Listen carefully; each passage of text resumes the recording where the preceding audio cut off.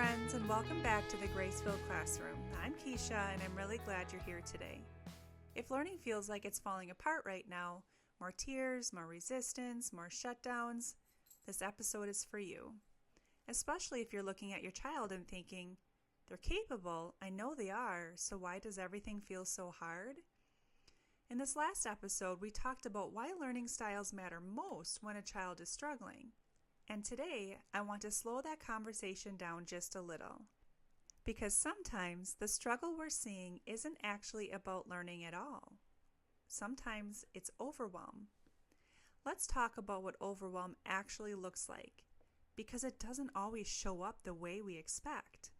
Sometimes it looks like tears over small tasks. Sometimes it looks like avoidance or shutting down before even trying. Sometimes it looks like anger, frustration, or a child who suddenly says, I hate school. And that one can really catch us off guard, especially when we know our child loves learning. Here's something important to hold on to. Overwhelm often shows up as behavior, but really it's communication. It's a child saying, I don't have the capacity for this right now, even if they don't have the words for it. And actually, I have two girls sitting here in front of me right now, both homeschooled, and I asked them what learning feels like when they're overwhelmed. So I'm going to let them tell you. Feels like I can't think straight. It's like everything is too much, even small things. That's overwhelm, not laziness, not defiance, not lack of ability. It's something I've seen again and again, both personally and professionally, is that capable kids are often the first ones to fall apart. Not because they're weak, but because they've been trying the hardest for the longest. I remember a stretch last winter where this hit us hard. She was still in school at the time, and most of her learning was happening in one mode, paper and pencil. Worksheets, written output, quiet seat work. And I could see it. The lessons were not sticking. Not because she didn't fully understand, but because it wasn't landing in the way her brain needed. We were halfway through math one morning, a concept she had done before, and suddenly the tears started. Not in a dramatic way, just quiet frustration. Shoulders slumped. I can't do this. And I remember thinking, you know this, why does this suddenly feel impossible? But when I stepped back, I realized it wasn't the math. It wasn't the ability. Maybe it was the season. The darker mornings, the long weeks, the pressure she had quietly been carrying to keep up, and the fact that her cup was already low, and everything required more output than input. And if I'm being honest, I also remember feeling a little helpless. Actually, a lot helpless. Deep down, I knew she needed a different mode of learning. Something more movement-based, more conversational, more visual. But at the time, I didn't feel like I had much influence over that. She was still in school, and the system was the system. So she kept trying and trying, until her body said, that's enough. Her ability hadn't disappeared. Her cup was empty. And sometimes overwhelm isn't just about how much we're asking. It's about how we're asking. And when the mode doesn't match the learner, it drains the cup even faster. So why does this even matter for learning? Because learning doesn't just require information, it requires capacity.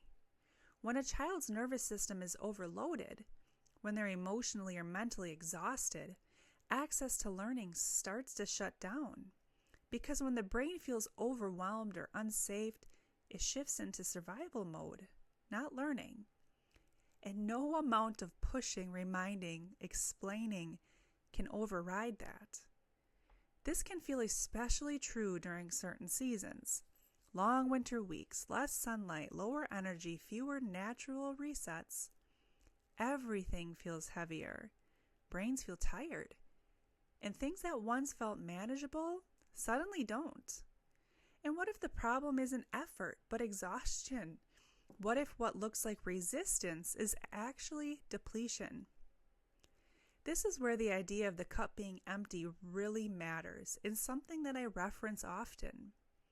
When the cup is empty, it doesn't mean the child doesn't care, it doesn't mean they're lazy, and it definitely doesn't mean they can't learn. It simply means there's nothing left to pour from. When we see our child struggling like this, our instincts usually kick in fast. We try to push through. We add more structure. We remind them what they should be able to do. We worry that slowing down will somehow make things worse. And I want to say this gently. Those instincts, they come from love, but they don't refill the cup.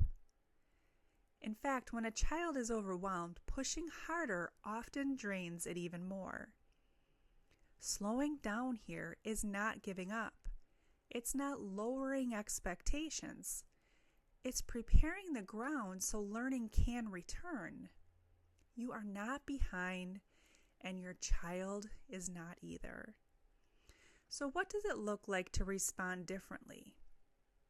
Not with a checklist, my favorite, not with another system, but with intention. Refilling the cup often starts with connection before correction, with safety before output, with recognizing that rest, joy, and regulation aren't distractions from learning. They're a part of it. Sometimes that means lowering the amount of work temporarily, like we did over the month of December. Sometimes it means letting good enough be enough for a season. Sometimes it means choosing relationship over rigor for a moment. This is what I meant when I talked about refilling their cups in a previous episode. Meeting the emotional need first so learning has somewhere to land. If learning feels hard in your home right now, I want you to hear this clearly. It does not mean your child can't learn. It doesn't mean you're doing something wrong. Often it means they're overwhelmed, and you may be too. And noticing that, responding to that is already an act of support. But before you push harder this week, check the cup. And if this episode encouraged you, would you just take a moment to follow or subscribe wherever you're listening? It helps this message reach more families. And if you know another parent or teacher who might be sitting in overwhelm right now too, consider sharing this episode with them. Sometimes a gentle reframe is exactly what someone needs. In the next episode, we'll talk about what happens after the cup begins to refill, when understanding is there, but doesn't always show up on paper. You don't need to fix your child. You may just need to slow down or advocate for learning to happen in a way that actually supports them. Thank you for being here and for caring so deeply about your child's heart and learning. May God guide you with wisdom and fill your days with peace. I'll see you next time in the grace-filled classroom.